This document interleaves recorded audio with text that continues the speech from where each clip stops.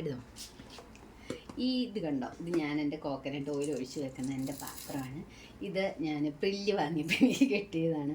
പക്ഷേ ഞാനത് നല്ലോണം വാഷ് ചെയ്തിട്ട് ഇത് കണ്ടോ, ഇതിലാണ് ഞാൻ ഒഴിച്ച് വെക്കുന്നത്. കാരണം ഇതാകുമ്പോൾ കറക്റ്റ് ഇത് കണ്ടോ ഇത്രയേ പോകൂ.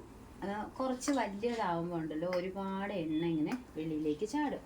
ഇതാകുമ്പോൾ അങ്ങനെ ഒരു പ്രശ്നമില്ല. ഞാൻ പച്ചമുളകും വെളുത്തുള്ളിയും കൂടി ഇട്ട് നന്നായിട്ട് വഴറ്റുകയാണ്. ഇത് നന്നായി വഴണ്ടതിന് ശേഷം ഇതിലേക്ക് നമുക്ക് സവാള ചേർത്ത് കൊടുക്കാം. അപ്പോഴത്തേക്കും കുറച്ച് പരിപാടിയുണ്ട്.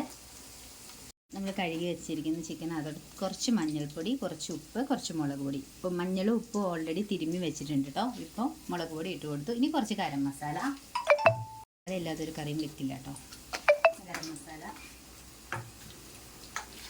തുള്ളി കുരുമുളക് പൊടി,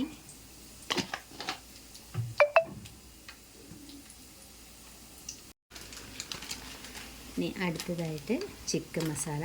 കുറച്ച് ചിക്കൻ മസാല ചേർത്ത് കൊടുക്കണം കേട്ടോ. ബാലൻസ് നമുക്ക് സവാളയൊക്കെ വഴറ്റുമ്പോൾ ഇട്ട് കൊടുക്കാനുള്ളതാണ്. അത് കഴിഞ്ഞിട്ട് ഇതിലേക്ക് കുറച്ച് മല്ലിപ്പൊടിയും കൂടി. ഇത് നന്നായിട്ട് മിക്സ് ചെയ്യണം. മിക്സ് ചെയ്തിട്ട് ഒരു 5 മിനിറ്റ് വെക്കണം. അപ്പോഴത്തേക്കും നമ്മൾ സവാള എല്ലാം കട്ട് ചെയ്തത് വഴണ്ട് വരുമ്പോഴത്തേക്കും ഏകദേശം മുളക് പൊടി നമ്മൾ കൈയിട്ട് മിക്സ് ചെയ്താലോ കേട്ടോ ഇത് ഓക്കെ ആവുള്ളൂ. നമ്മൾ ഈ എന്താ പറയുക കയ്യിലൊക്കെ ഉപയോഗിച്ച് ചെയ്ത് കഴിഞ്ഞാൽ കുറേ ടൈം എടുക്കും, ഇതൊന്നും സെറ്റാവില്ല. എങ്കിലും സാരില്ല, നമുക്കിതിപ്പോൾ തൽക്കാലത്തേക്ക് ഇങ്ങനെ വയ്ക്കാം. ഓക്കെ, നന്നായി വെളുത്തുള്ളി മൂത്ത് വന്നിട്ടുണ്ട്. ഇനി നമുക്കിതിലേക്ക് സവാള കട്ട് ചെയ്ത് വെച്ചിരിക്കുന്നത് ഇട്ട് കൊടുക്കാം. ഞാനൊരു 2 ചെറിയ സവാളയാണ് കേട്ടോ എടുത്തിരിക്കുന്നത്. അപ്പോൾ ആ സവാളയുടെ കൂടെ തന്നെ കറിവേപ്പിലയും കൂടി ഇടുന്നതിന് കുഴപ്പമൊന്നുമില്ല, ശ്രദ്ധിച്ചാൽ മതി കരിയുണ്ട്. ഈ സവാള ഒന്ന് നന്നായിട്ട് മുരിഞ്ഞ് കിട്ടാനായിട്ട് ഒരു നുള്ളുപ്പും കൂടി ചേർത്ത് കൊടുക്കാം.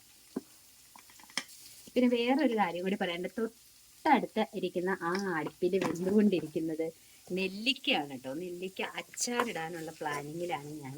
ഇത് കണ്ടോ, നെല്ലിക്ക ഉപ്പും വെള്ളവും ഒഴിച്ചിട്ട് ഒന്ന് വേവിക്കാൻ വെച്ചിരിക്കുകയാണ്. അതൊന്ന് കുറച്ചൊന്ന് പുഴുങ്ങി വരുമ്പോഴത്തേക്ക് നമുക്കത് മാറ്റി വെക്കണം. എന്നിട്ട് ഞാൻ അടുത്ത അച്ചാറിടുന്ന ഞാൻ പറയാവേ. ഇപ്പോൾ ഇത് കണ്ടോ, സവാള വഴറ്റിക്കൊണ്ടിരിക്കുകയാണ്. എന്താ തക്കാളി കൂടി ചേർത്ത് കൊടുക്കുന്നുണ്ട് കേട്ടോ. സവാള ഒരു പാതി വേവായിട്ടുണ്ട്, അപ്പോഴാണ് ഞാൻ തക്കാളി ചേർത്ത് കൊടുത്തിരിക്കുന്നത്. കാരണം സവാള ഒരുപാട് വെന്ത് കഴിഞ്ഞാൽ അതിൻ്റെ ആ ടേസ്റ്റ് പോകും. എനിക്ക് എന്ത് കറിയിലാണെങ്കിലും സവാള ഇങ്ങനെ കടികിടുന്ന് കടിക്കുന്നത് ഭയങ്കര ഇഷ്ടമാണ് കേട്ടോ. ഒത്തിരി വഴണ്ടാൻ പാടില്ല. പിന്നെ വഴറ്റിയെടുത്താൽ കുറച്ചും കൂടി ടേസ്റ്റും കിട്ടും. പിന്നെ ഇത് ഞാൻ കുക്കറിലാണ് ചിക്കൻ കറി വെക്കുന്നത്. അപ്പോൾ അതുകൊണ്ട് സവാളയൊക്കെ ആണെങ്കിലും കുക്കറിൽ കിടന്ന് വിസിലടിക്കുമ്പോഴത്തേക്കും അത്യാവശ്യം നല്ല രീതിയിൽ വെന്തോളും.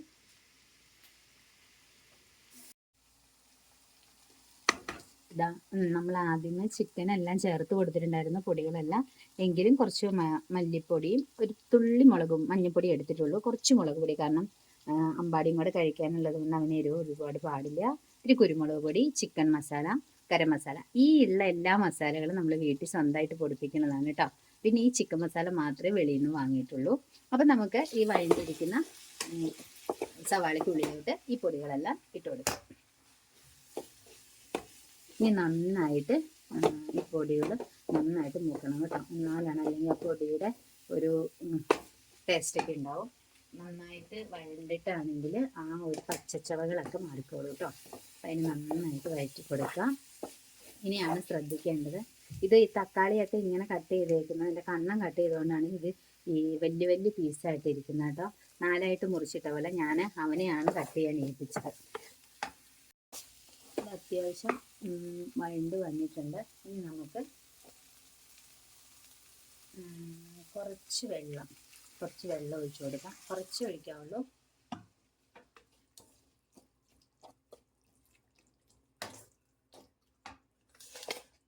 ഇനി ഫ്ലെയിം നമുക്ക് കൂട്ടി വെക്കാം കേട്ടോ. ഫ്ലെയിം കൂട്ടി വെച്ചിട്ട് ഇതൊന്ന് ജസ്റ്റ് ഒന്ന് തിളയ്ക്കുന്ന പോലെ ഇതുണ്ടോ നന്നായിട്ട് തിളച്ച് വരുന്നുണ്ട്. ഇനി ഇതിൻ്റെ ഉള്ളിലേക്ക് നമ്മൾ തിരുമ്മി വെച്ചിരിക്കുന്ന ചിക്കൻ പീസ് ഇട്ട് കൊടുക്കുക.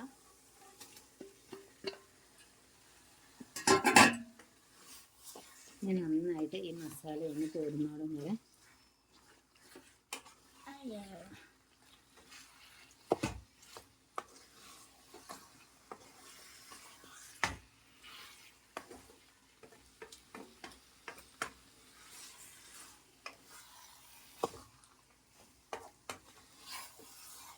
അപ്പോൾ ഇതിലേക്ക് ഫുള്ള് മസാല സെറ്റായി പിടിച്ചിട്ടുണ്ട്.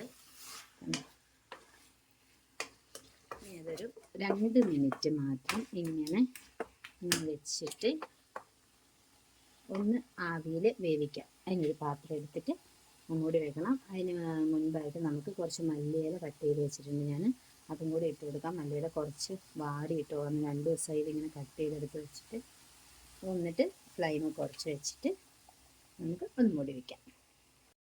ഞാൻ ചിക്കൻ എടുത്തിട്ട് ചട്ടിയിൽ നിന്ന് മാറ്റി കുക്കറിലേക്ക് ആക്കിയിട്ടുണ്ട്. ഇപ്പോൾ ഇതിൽ ആവശ്യത്തിന് വെള്ളവും കാര്യങ്ങളൊക്കെ ഉണ്ട് കേട്ടോ. ഇനി നമ്മൾ വെള്ളം വേണമെങ്കിൽ ഒഴിച്ചു കൊടുത്താൽ മതി. അപ്പോൾ ഇതൊന്ന് സെറ്റാക്കി വെക്കാം. അങ്ങനെ നമ്മുടെ ചിക്കൻ കറി റെഡി ആയിരിക്കുകയാണ് ഗൈസ്. കണ്ടോ, ഞാൻ ഇത്രേ ചെയ്യുള്ളൂ കേട്ടോ, കാരണം കുഞ്ഞുള്ളതുകൊണ്ട് അവന് ഒരുപാട് എരിവ് കാര്യങ്ങളും വേണ്ട. ഇനി നിങ്ങൾക്ക് എരിവ് വേണമെന്നുണ്ടെങ്കിൽ ഞാൻ ഈ വെച്ച പോലെ സിമ്പിളായിട്ട് വെക്കാൻ പറ്റുമെങ്കിൽ അതിലേക്ക് കുറച്ച് മുളക് പൊടിയും കൂടി ചേർത്ത് കൊടുത്താൽ മതി കേട്ടോ. ഇന്ന് വേറൊരു സംഭവം കൂടെ ഉണ്ട് കേട്ടോ. നമുക്ക് നമ്മുടെ എന്താ പറയുക, കൊടപ്പൻ, ഇവിടെയൊക്കെ കൊടപ്പൻ എന്നാണ് പറയുക കേട്ടോ. എറണാകുളത്ത് നമ്മുടെ നാട്ടിലേക്ക് ശരിക്കും വാഴച്ചുണ്ടെന്നും വാഴക്കൂമ്പെന്നും ഒക്കെ പറയുന്നുണ്ട്. ഇത് കണ്ടോ, ഇതിങ്ങനെ പൊളിച്ച് വരുമ്പോൾ ഞാൻ ഇത് അരിയാൻ വേണ്ടി തയ്യാറായിട്ടാണ് ഫിംഗർ ക്യാപ്പൊക്കെ ഇട്ടത്. പൊളിച്ച് വരുമ്പോൾ ചിലപ്പോൾ ലാസ്റ്റ് ഒന്നും ഉണ്ടാവില്ല. എങ്കിലും ഞാൻ നാട്ടിൽ പോയിട്ട് വന്നപ്പോൾ കൊണ്ടുവന്നതാണ്. അവിടെ അച്ഛനും ഭയങ്കര പ്രിയപ്പെട്ടൊരു സംഭവമാണിത്. ഇതും ചെറുപയറും കൂടി ഇട്ട് തോരൻ വെക്കുന്നത് ഭയങ്കര ഇഷ്ടമാണ്. അപ്പം ഞാനിവിടെ ഒന്ന് പരീക്ഷിക്കാമെന്ന് ഓർത്തിട്ട് എടുത്തിട്ട് വന്നതാണ്. പണ്ട് ഞാൻ സ്കൂളിൽ പഠിക്കുന്ന സമയത്ത് നമ്മുടെ മറ്റേ അടുത്ത തൊടിയിലൊക്കെ ഉണ്ടാവില്ലേ, അതിൽ നിന്ന് പോയി ഇതിങ്ങനെ എടുത്ത് ഇതിൻ്റെ ഉള്ളിൽ തേനുണ്ടാവും. പക്ഷേ ഇതിനകത്തൊരു തേൻ പോയിട്ടൊരു വെള്ളം പോലും ഇല്ല കേട്ടോ. അതൊക്കെ ഇങ്ങനെ കുടിച്ച കാലം ഉണ്ടായിരുന്നു. പക്ഷെ ഇപ്പം ഇല്ല.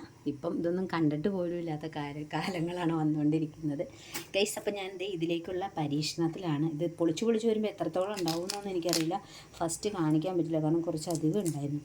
അപ്പം ഇത് പൊളിച്ചെടുത്തെടുത്ത് വന്നപ്പോഴത്തേക്കും ഇത്രയായി. ഇനിയും ഉണ്ട്.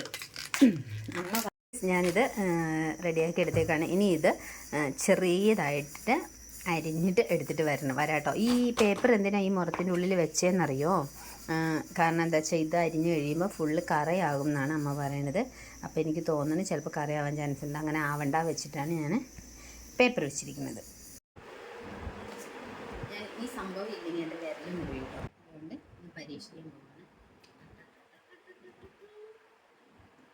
ഞാൻ സ്വന്തമായിട്ട് ട്യൂണൊക്കെ കൊടുക്കണം, ശരിയായില്ല.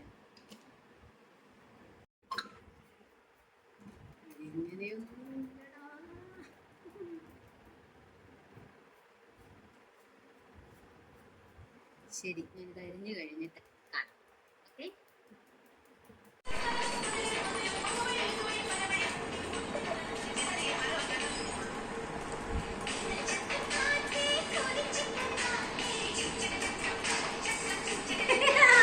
കണ്ടോ ഗൈസ്, ഞാനിത് ഇത്രയും അരിഞ്ഞു കഴിഞ്ഞിരിക്കുന്നു. പക്ഷേ ഇത് കണ്ടോ, നല്ല ബ്ലാക്ക് കളറായി വരുന്നത് കണ്ടോ. ഇത് നിൻ്റെ മൊത്തം കറയാണ് കേട്ടോ. ഞാൻ കുറച്ച് ഭാഗം മാറ്റി വെച്ചിട്ടുണ്ട്. അതുപോലെ എൻ്റെ കത്തിയൊക്കെ കണ്ടിരിക്കുന്നു, എൻ്റെ കൈ വിരൽ കണ്ടോ. ഇതാണ് ഈ ഒരു സംഭവം അരിഞ്ഞാലുള്ളൊരു കുഴപ്പം. പക്ഷെ കുഴപ്പമില്ല കേട്ടോ, വെളിച്ചെണ്ണ ഇട്ട് നന്നായിട്ട് തൂത്ത് കഴിഞ്ഞാൽ അത് മാറിക്കോളും. അപ്പം ഞാനിത് ചെയ്യുമ്പം കുക്ക് ചെയ്യുന്ന സമയത്ത് കാണിക്കാം. ഞാൻ പറഞ്ഞില്ലേ, നമ്മുടെ വാഴക്കൂമ്പ് തോരൻ വയ്ക്കാൻ പോവുകയാണ് ഞാൻ. അപ്പം ഞാൻ തേങ്ങയും ചെറുജീരകവും വെളുത്തുള്ളി ചുവന്നുള്ളിയും കൂടി അരച്ചു എന്ന് വെച്ചാൽ ഇത്രയും ഇതിൽ അരച്ചെടുത്തു.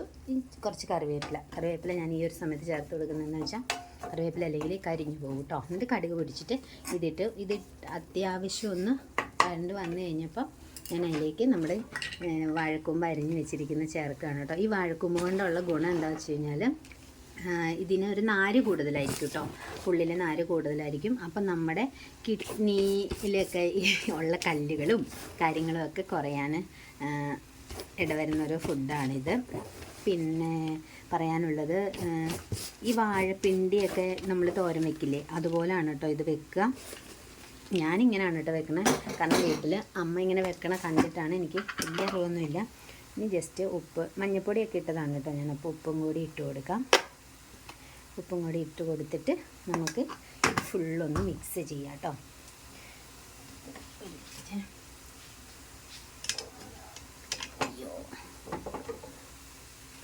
ഇത് കണ്ടോ, ഇതിലേക്ക് നമ്മൾ ഈ അരച്ച അരപ്പെല്ലാം കൂടെ മിക്സ് ആക്കുക കേട്ടോ. ഇനി വെള്ളം തുള്ളി എടുത്തിട്ട് കുടയേ പാടുള്ളൂ കേട്ടോ. ഇതിലേക്ക് വെള്ളം തളിച്ച് വെക്കുക മാത്രമേ പാടുള്ളൂ. കാരണം ഒരുപാട് വെള്ളമായി കഴിഞ്ഞ് കഴിഞ്ഞാൽ ഇത് കൊള്ളില്ല. വെള്ളം ശരിക്കും പറഞ്ഞാൽ വെള്ളം ചേർക്കൊന്നും വേണ്ട. ഇങ്ങനെ എന്താ പറയുക, അങ്ങനെ തട്ടിപ്പൊത്തി വെച്ച് കഴിഞ്ഞാൽ തന്നെ അത് ആവിയിൽ വെന്തോളും. എന്നാലും ഞാൻ കുറച്ചൊരു തുള്ളി വെള്ളം കൂടി അതിലേക്ക് ഒഴിച്ചു കൊടുക്കാം. ഇതിട്ട് വെള്ളം തളിച്ച് കൊടുക്കുക കേട്ടോ ഞാൻ ചെയ്യുന്നത്. തുള്ളൊരു പൊടിക്ക് കണ്ടോ, ഇത്രേ പാടുള്ളൂ. ഇതും വെച്ചിട്ട് ഇങ്ങനെ മൂടി വെക്കാം കേട്ടോ. ഇനി അതൊന്ന് ആവിയിൽ വേവട്ടെ. അതിരുന്ന്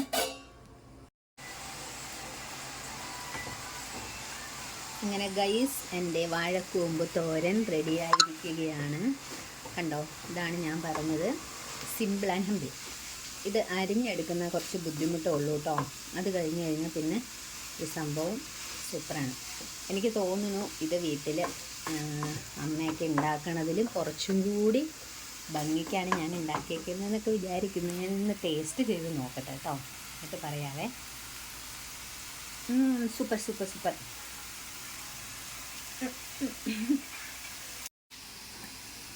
ഒന്നും പറയണ്ട, അടിപൊളി. ഞാൻ തന്നെ വെച്ചു, ഞാൻ തന്നെ പറഞ്ഞു അടിപൊളിയെന്ന്. പക്ഷെ കൊള്ളാം.